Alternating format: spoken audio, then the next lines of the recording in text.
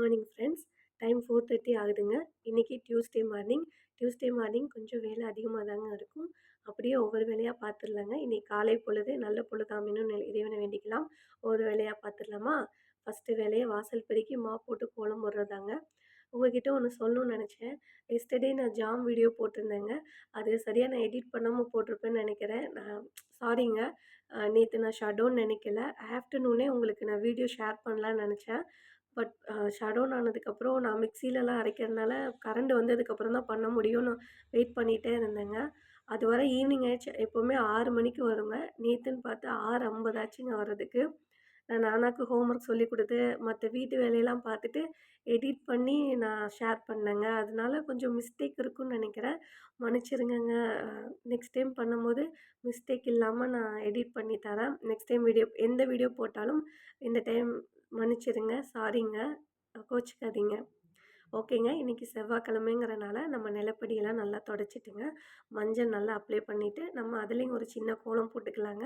Next இன்றைக்கி கொஞ்சம் பெரிய கோலமாக போட்டுக்கலான்னு நானே மைண்ட் செட் பண்ணி போட்டுட்ருக்கேங்க.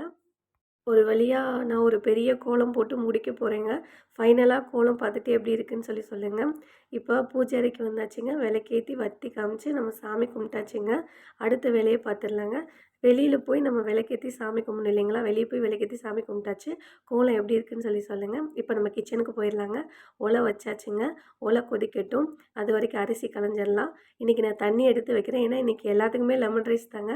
அதனால் ஏதாவது தொட்டுக்க வெஞ்சனம் வைக்கணும் இல்லைங்களா? அதுக்காக தண்ணி எடுத்து வைக்கிறேன். வேறு வெஞ்சனத்துக்கும் மேபி குழம்பு வச்சாலும் அதுக்கும் இருக்கட்டும்னு தண்ணி எடுத்து வைக்கிறேங்க. இப்போ ஒலை கொதிச்சிருச்சிங்க. நம்ம அரிசி சேர்த்துக்கலாங்க. இன்னொரு பக்கம் டீயும் கொதிச்சிட்டு இருக்குங்க. இன்றைக்கி கொஞ்சம் நேரம் ஸ்பீடாக போகிற மாதிரி இருக்குது. என்னன்னு தெரியல. நானாக்கு பாலாத்தி கொடுக்குற டைம் தாண்டியே போகுதுங்க. அதனால் வேகமாக போய் நானாக்கு பாலாத்தி கொடுத்துட்டு வந்துடலாம். இன்றைக்கி நம்ம வீட்டில் சப்பாத்தி இல்லைங்க, தோசை தாங்க. வழக்கமாக செய்கிற தக்காளி, வெங்காயம், பட்டை மிளகா, பூண்டு எல்லாத்தையும் வதக்கி அரைப்போம்லைங்க, அந்த சட்னி தான் செய்கிறேன். ஆஸ் யூஷுவல் செய்கிற சட்னி தான். சட்னி ரெடி ஆகிடுச்சிங்க. இன்றைக்கி லெமன் ரைஸ் பார்த்துடலாம். இன்றைக்கி எல்லாத்துக்குமே லெமன் சாதம்னால நான் 4 லெமன் அந்த சீட்ஸ் எல்லாம் எடுத்து ரெடி பண்ணி வச்சுருக்கேங்க.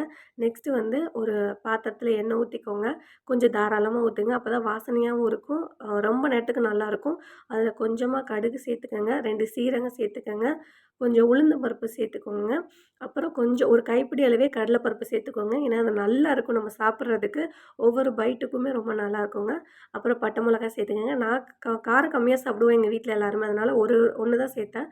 அப்புறம் கருவேப்பிலை, ஒரு பிஞ்ச் பெருங்காயத்தூள், மஞ்சத்தூள் எல்லாம் சேர்த்துட்டு இந்த எலுமிச்சஞ்சாறை அப்படியே ஊற்றி ஆஃப் பண்ணி மூடி வச்சிடணுங்க. ஏன்னா அப்போ தான் அந்த சலசலப்பெல்லாம் அடங்கும். எனக்கு அம்மா சொல்லிக் கொடுத்தாங்க.